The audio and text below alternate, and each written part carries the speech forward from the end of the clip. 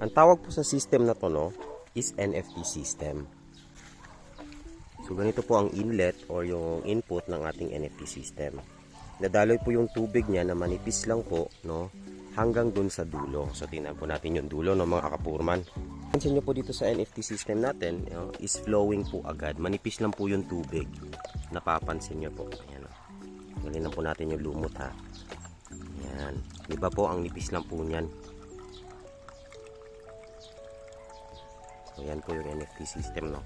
Ngayon, ano naman po si DFT system? At paano nyo gagawin ang DFT system? Ganito lang din po ang gagawin nyo sa DFT system. Ang pinagkaiba lang po, tatakpan nyo po ito. Nakita nyo po ba yan? Yan po ang DFT system ko before. So si DFT system po is similar siya dito, pero instead of lalagyan nyo po siya ng labi dito, no, tatakpan nyo siya. Ano ang purpose? Bakit nyo po siya tatakpan? Ang purpose po kung bakit nyo siya tatakpan, no, is para makaipon kayo ng tubig na mga at least ganito kakapal po. So paano nyo po to iipunan ng tubig ng ganyang kakapal? Papakita ko po sa inyo.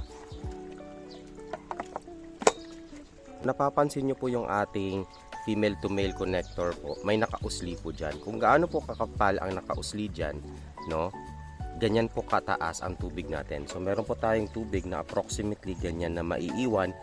May motor man o wala, mag-brown out mo po kayo, meron po kayong reserva na tubig. Ngayon, ang suggestion ko po sa inyo kapag magdi-DFT kayo, lakas-lakasan nyo po ang flow ng tubig nyo para malakas po ang bato ng tubig. Kasi pag hindi po at sobrang init po, ang nangyayari po, posible pong uminit yung tubig na nandito sa loob ng pipe nyo. So ipapakita ko po yung connector na yun, para may idea kayo. Pero bago ko po ipakita sa inyo, pwede nyo po itong diskartehan din. It's either ganito po yung style nyo ng connector, no? Dito lalabas yung tubig, no? Habang may nag-iipon dito. Pwede din po dito nyo ilagay. Kayo na pong bahala dumiskarte dyan. Ang fundamental at point lang po sa DFT is may tubig na maiiwan sa pipe. Ganun lang po yun. Ano ang purpose niya? Is para po, if ever wala pong kuryente, no? Or meron po tayong problema sa kuryente, meron po tayong backup na tubig sa loob ng ating mga pipes. So ipapakita ko po yung connector na to. Yan yung ating connector, no? Yan. Tanggalin ko po,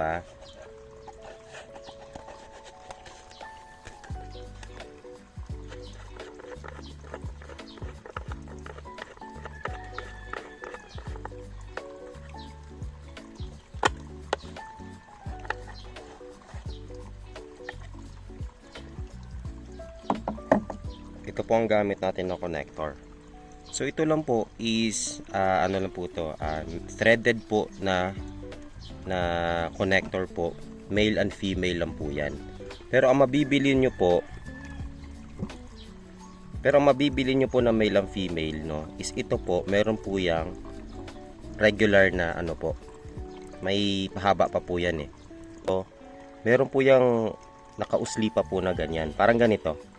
Ayan, may nakausli siyang ganito. Pinutol ko lang po yun. Putulin nyo lang po. Ang iniwan ko is yung rim. Yung rim lang po na ito, no. Kaya ganito po siya. Ngayon, ito po yung iipit nyo dito sa gitna. No. Ito yung sa ibabaw.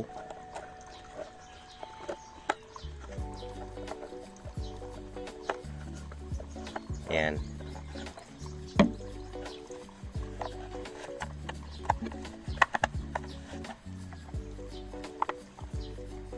Ayan, so nakaipit na po siya, no.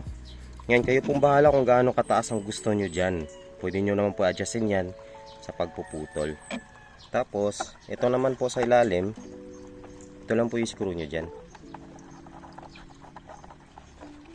Meron na po kayong drain out para sa DFT system nyo na determined po yung level. Kayo po magdi-determine kung gaano kalalim yung tubig sa loob.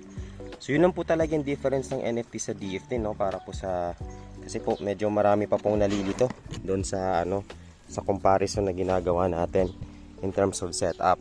So ganyan na din po ang setup ng DFT. Iba lang yung nagiging water level nyo po sa loob. Sana po may natutunan kayo.